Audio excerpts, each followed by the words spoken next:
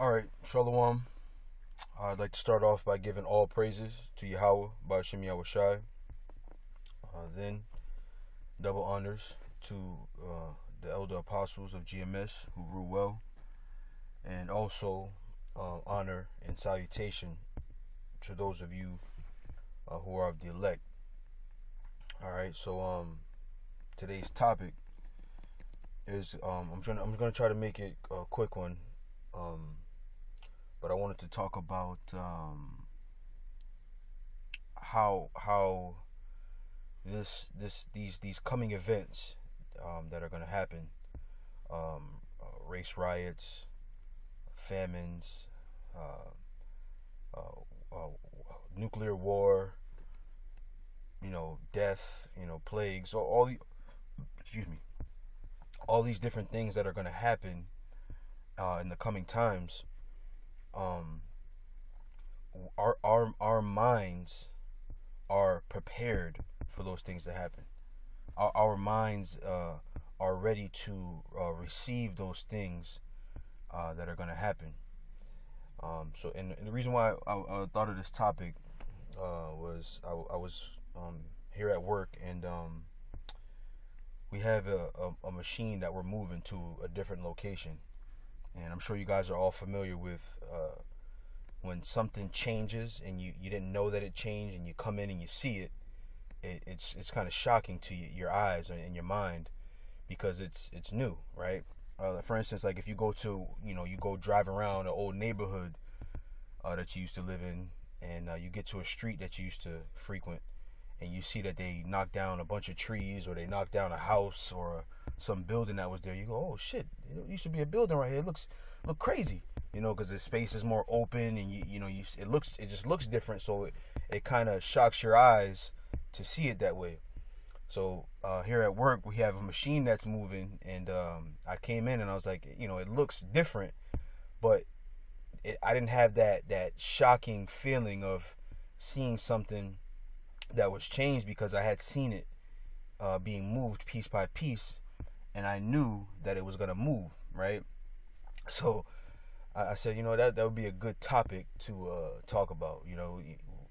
The reason we're not afraid, or we don't let our fear consume us, is because we know how this thing is going to play out, because the prophecy was left here for us to understand how things were going to happen, right? So we know that the chip is coming, right? The RFID chip, which is the mark of the beast. We know that there are race riots coming. We know that there are famines coming, right? We know that the internet is going to be taken out of play, right? Because all these things were prophesied. All these things were talked about before they happened. So there's no shock. There's not going to be any shock to us, because we heeded. Matter of fact, I'm thinking of this. I think it's I'll say thief. I think that's how you spell it. Nope. You spell thief. Yep. There you go. Let's go to this scripture first. This is 1 Thessalonians. I'll click on it just in case there's something else up in there. This is 1 Thessalonians. I'll start at 1. 1 Thessalonians 5:1. But of the times and the seasons, brethren, ye have no need that I write unto you. For yourselves know perfectly that the day of the Lord so cometh as a thief in the night. Right? So we know these things, because we've heeded these things. Right? We know that the Lord is coming, so it's not going to overtake us. For when they shall say peace and safety, then sudden destruction cometh upon them, as travail upon a woman with child, and they shall not escape. But ye, brethren, are not in darkness, that day should overtake you as a thief.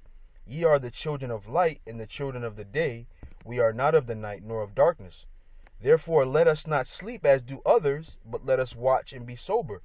For they that sleep in the night, and they that be drunken are drunken in the night. But let us who are of the day be sober, putting on the breastplate of faith and love, and for an helmet the hope of salvation. For the Most High have not appointed us to wrath, but to obtain salvation by the Lord Yahweh Shai, who died for us, that whether we wake or sleep, we should live together with him. You see, so we have a prepared mindset, because we know that these things are happening. It said these things shouldn't overtake you because you're of the day. You see these things. You're in the light. You know what's going to happen.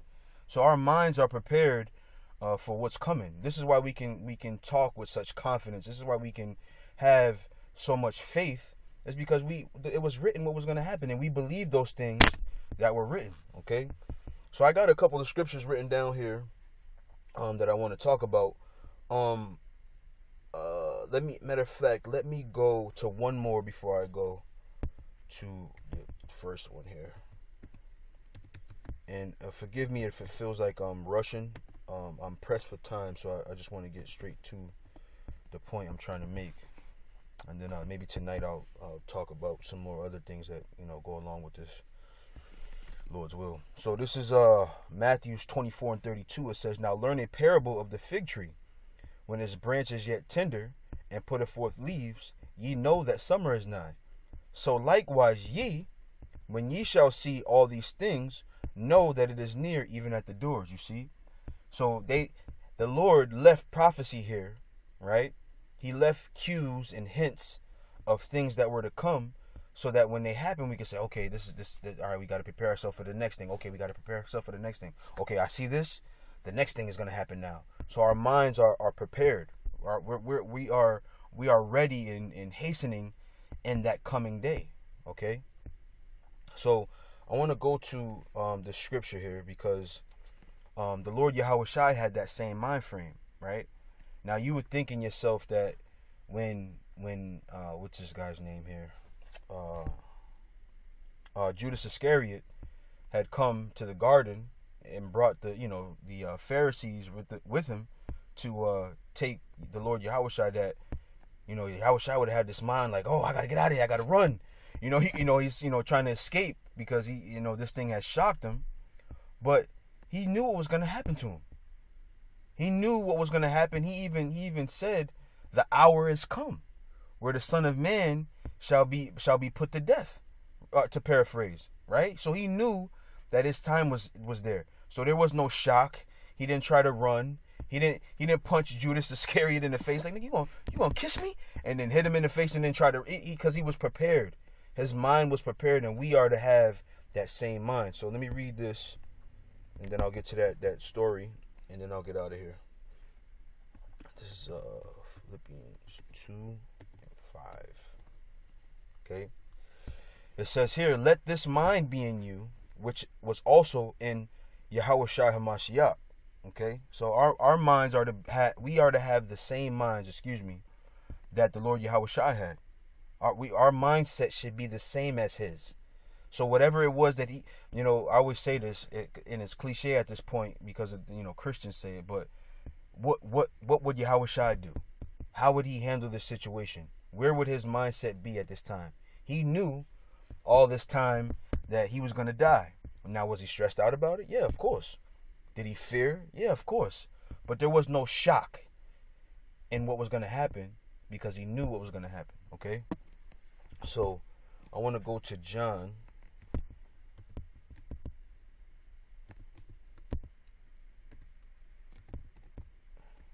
Okay? So, this is John 18:1. Okay? It says, when Yahushua had spoken these words, he went forth with his disciples over the brook Kedron, where was a garden unto the which he entered, and his disciples. And Judas also, which betrayed him, knew the place, for Yahushua oftentimes resorted thither with his disciples. Judas then, having received a band of men and officers from the chief priests and Pharisees, cometh thither with lanterns and torches and weapons. Yahushua therefore, knowing all things that should come upon him, went forth and said unto them, Whom seek ye? Right? So he didn't run because he knew what was going to happen. He didn't fear because he knew what was going to happen. Right? He says, they answered him, Yahushua of Nazareth. Yahushua saith unto them, I am he. And Judas also, which betrayed him, stood with them. And as soon then as he had said unto them, I am he, they went backward and fell to the ground. Then asked he them again, Whom seek ye? And they said, Yahushua of Nazareth. Yahushua answered, I have told you that I am he. If therefore ye seek me, let these go their way, that the saying might be fulfilled which he spake of them which thou gavest me, have I lost none. Okay. Then Simon Peter, having a sword, drew it and smote the high priest's servant, and out of his and cut off his right ear. The servant's name was Malchus. Then said Yahushua unto Peter, Put up thy sword unto thy sheath. The cup which my Father hath given me, shall I not drink it? Then the band and the captain and officers of the Jews took Yahushua and bound him. You see? So he didn't run. He didn't try to escape what was going to happen to him. Okay? There's Satan. There's Satan acting up. So he didn't run from what was going to happen to him because he was prepared.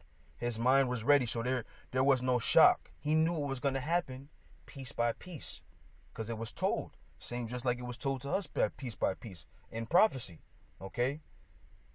So let me see here. I got one more scripture written here. I want to see what it says. I forget what this one says. No. Am I writing this one? Yeah. Let's see what we got here. It's just 2 Thessalonians 2:1. Yeah. Now I beseech you, brethren, by the coming of your Lord Yahushua HaMashiach, by our gathering together unto him, that ye be not soon shaken in mind, or be troubled, neither by spirit, nor by word, nor by letter as from us, as that the day of Hamashiach is at hand, right? Let no man deceive you by any means, for that day shall not come, except there come a falling away first, and that man of sin be revealed, the son of perdition, right? So things had to happen first, and before that time came, before that notable day came.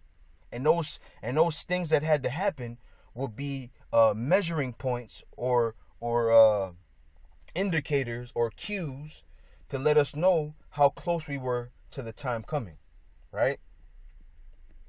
And that's it, man. That's the point I wanted to make. You know, our minds are prepared for this coming of the Lord Yahushua because the prophecy was given to us as cues to what was next, and as cues that we would get closer and closer to the end. Okay, now that's due to prophecy, right? So the next thing I want to get into, Lord's will, later on tonight, is